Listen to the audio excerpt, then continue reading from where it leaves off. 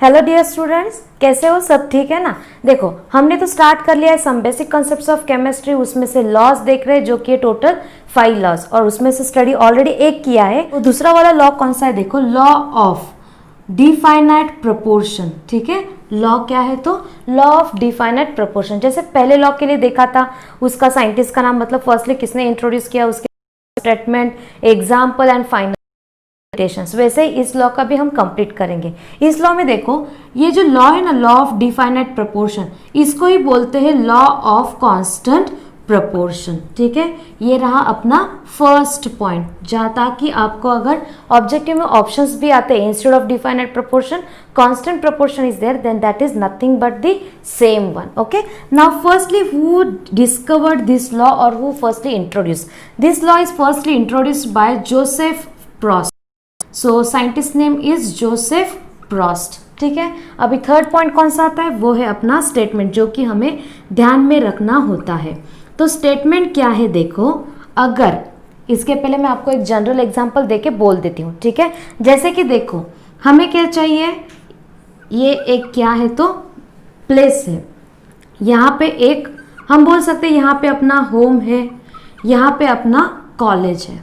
ठीक है, तो हमें फाइनली क्या करना है? होम टू कॉलेज ही पहुंचना है। पर उसके लिए we have 2 methods, which are this? One is by walk and second one is by the car.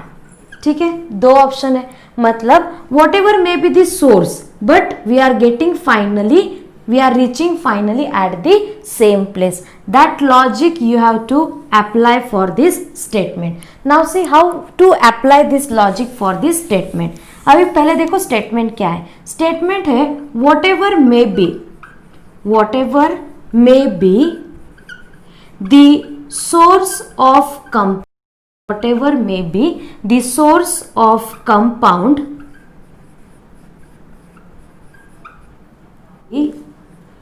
constituent elements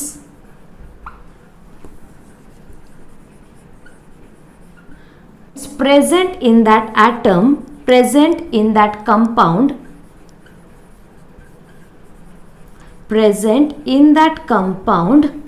bear a constant ratio.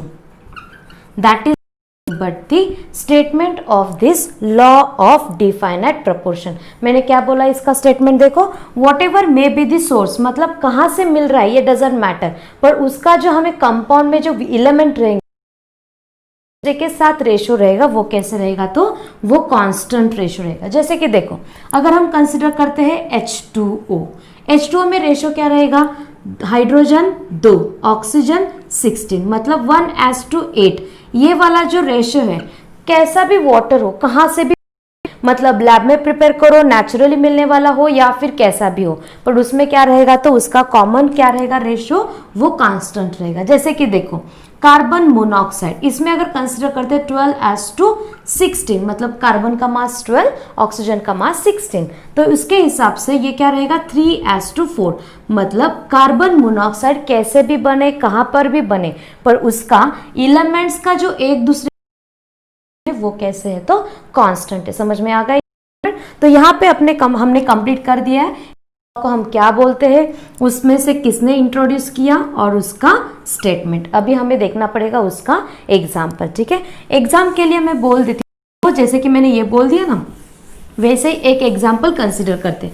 वो एग्जाम्पल है प्रिपरेशन ऑफ कार्बन डाइऑक्साइड। जैसे कि ये कार्बन डाइऑक्साइड प्रिपेयर करने के लिए 2 methods बोल सकते हैं। सिंपल क्या है?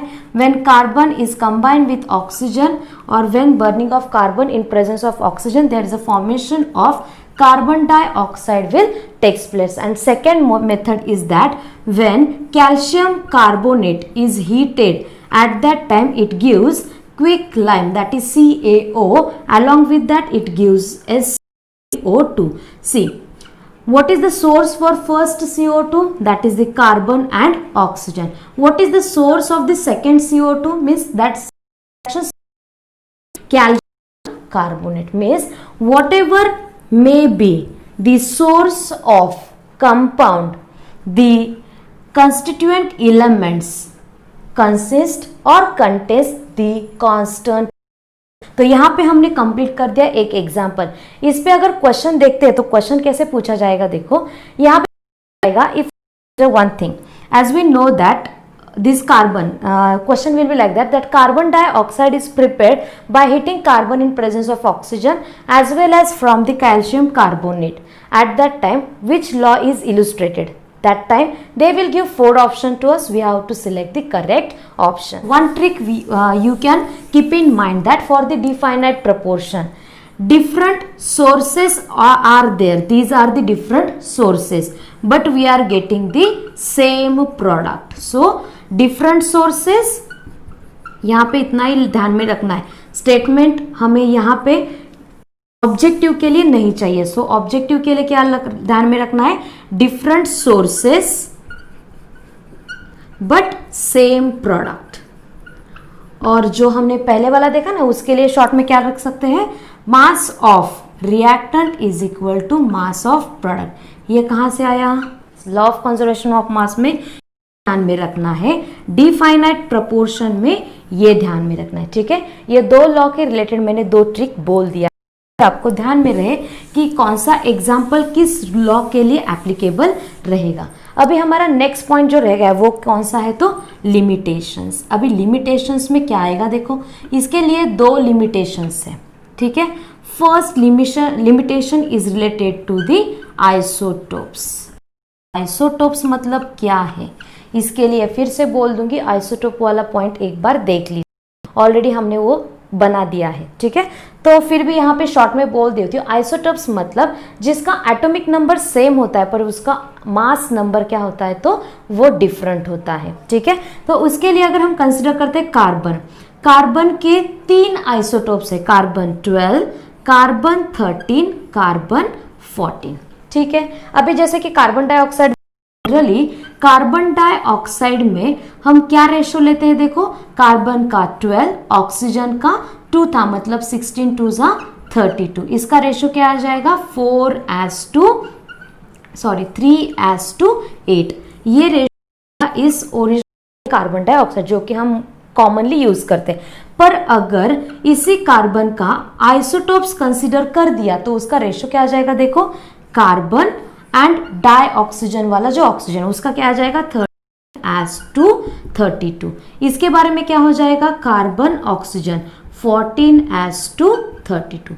मतलब अगर आइसोटोप्स कंसिडर करते हैं हर कई एलिमेंट के, क्योंकि हर एक element most of the elements having the isotopes, अगर आइसोटोप्स कंसिडर करते हैं तो ये law of definite proportion is not applicable. First limitation समझ में आ गया हो तो अच्छी बात है। क्या बोला मैंने? अगर आइसोटोप्स कंसिडर करते हैं, if we consider the isotopes of the atom element, at that time we cannot apply this law of definite proportion because isotopes that is nothing but the having the different mass number. Clear? So यहाँ पे खत्म हो गया अपना ये first limitation. What is the second limitation? Second limitation is that sometimes what will happen, we will combine A plus B. As we have seen that law, what is that law? A plus B combine करते हैं तो भी हमें x ही मिलता है और C plus D भी combine किया तो हमें x ही मिलता है। एक्चुअली ये वाला मेथड है, मतलब कोई भी मेथड यूज करो पर कॉमनली हमें क्या मिलने वाला है? तो कॉमनली हमें एक ही प्रोडक्ट मतलब सेम प्रोडक्ट मिलता है। पर what happens in some reaction when we are preparing it और passing that material for the reaction purpose, at that time it the compound, it gives the compound which the same molecular formula, मतलब जितना carbon, जितना hydrogen, जितना oxygen होना चाहिए उतना होता है, पर उसमें प्रॉब्लम क्या आ जाता है? उसका नेचर या फिर उसका फंक्शनल ग्रुप टोटली डिफरेंट होता है। कैसे? अब ये देखो, अगर हम कंसिडर करते हैं एक रिएक्शन कंप्लीट हो गया और उसमें हमें 2 प्रोडक्ट मिल गए, वो 2 प्रोडक्ट कौन से है? देखो, एक है इथेनॉल, मतलब क्या आ जाएगा? C2H5OH, ये एक मिल गया। ठीक है, उसके साथ हमें क्या मिलता है? CH3 OCH3, ये क्या हो गया तो ईथर हो गया। ठीक है, तो उसके हिसाब से अगर हम कंसीडर करते हैं कि एक मिल गया इथेनॉल और दूसरा मिल गया हमें ईथर, तो इसमें क्या है देखो कितना कार्बन है, carbon number is 2, hydrogen number is 6, oxygen number is only 1। अभी इसमें देखते, इसमें भी देखते तो कार्बन 1 और 2 मतलब C2, हाइड्रोजन 3 + 3 6 हो गया तो H6 और ऑक्सीजन 1। देखो कहाँ पे हम डिफ्रेंशिएट कर, ये डिफरेंट है पर नहीं, ये जो है क्या है तो अल्कोहल है और ये जो है उसको क्या कहते हैं हम ईथर। मतलब सेम प्रपोर्शन रहता है पर उसका जो कंपाउंड मिलता है, जैसे कि हमने देखा था कार्बन डाइऑक्साइड से भी रहे कहाँ पे भी बने कोई भी सोर्स हो पर वो क्या होता है कार्बन डाइऑक्साइड ही होता है। मतलब अगर रिएक्शन में बनाते हैं तो उसमें से डिफरेंट डिफरेंट प्रोडक्ट मिलते हैं जिसका ये फॉर्मूला सेम होता है और इसका प्रोपोर्शन भी देखते हैं। देखो अभी चलो कार्बन का कितना है 2 कार्बन है और उसमें से 12 2 = 24 एज टू कार्बन का रह जाएगा, हाइड्रोजन का रह जाएगा 6, ऑक्सीजन का रह जाएगा 16। उसको हम सिंप्लीफाई करके ऐसे भी लिख सकते हैं 12 / 3 / 8। मतलब यहाँ पे जो रेशो आया वही रेशो इसके लिए भी आएगा, पर इसमें से क्या होगा मैंने बोला ना यहाँ पे हमारा लॉ कहता है कि सोर्स हो पर प्रोडक्ट क्या मिलता है सेम मिलता है जिसमें प्रोपोर्शन सेम रहता है। पर ये सेकेंड लिमिटेशन में क्या हुआ, सोर्स कोई भी हो बोला वो ठीक है, प्रोडक्ट में तो मतलब हमें मिलना चाहिए था सेम, पर उसमें क्या हुआ उसका फॉर्मूला सेम आया, प्रोपोर्शन सेम आया, पर जो मिला हुआ है उसका प्रॉपर्टीज क्या है तो डिफरेंट डिफरेंट है। So in such a cases this law is nothing but the law of definite proportion is not applicable. Hope so आपको ये लॉ है लॉ ऑफ डिफाइनाइट प्रोपोर्शन वो समझ में आ गया होगा। Thank you all of you.